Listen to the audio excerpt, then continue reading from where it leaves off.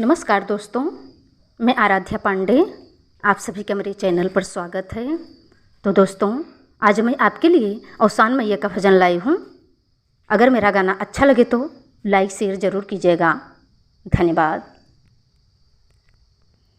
मैया के अपने पूजेला, मैया के अपने पूजेला, सबके बुलाए के। मैया के अपने पूजेला, सबके बुलाए के। फिर हम मगनवा मागनवा, फिर हम मगनवा मागेला, गोड़वा दबाई के। फिर हम मगनवा मागेला, गोड़वा दबाई के। मैया के अपने पूजेला, मैया के अपने पूजेला, सबके बुलाए के। फिर हम मगनवा मागेला, गोड़वा दबाई के।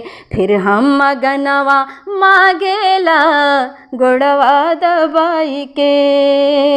मैया के अपने साजेला, मैया के मगिया साजेला, सिंदूरा लगाई के।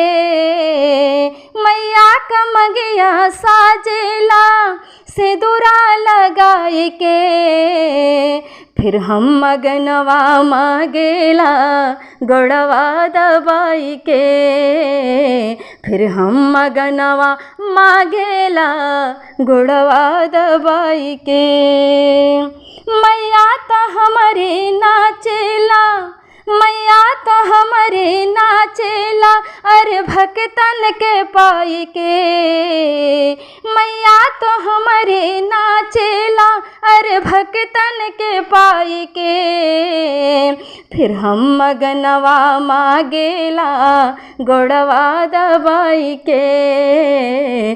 फिर हम मगनवा मागेला, गोड़वा दबाई के। मैया तो हमारे राजेला, मैया तो हमारे राजेला, अरे लैया चबाई के। मैया तो हमारे राजेला, लैया चबाई के। फिर हम मगनवा मागेला, गोड़वा दबाई के। फिर हम मगनवा मागेला, गोड़वा दबाई के। मैया के अपने पूजेला, मैया के अपने पूजेला, सबके बुलाए के। फिर हम मगनवा मागनवा, फिर हम मगनवा मागेला, गोड़वा दबाई के। फिर हम मगनवा मागेला, गोड़वा दबाई के।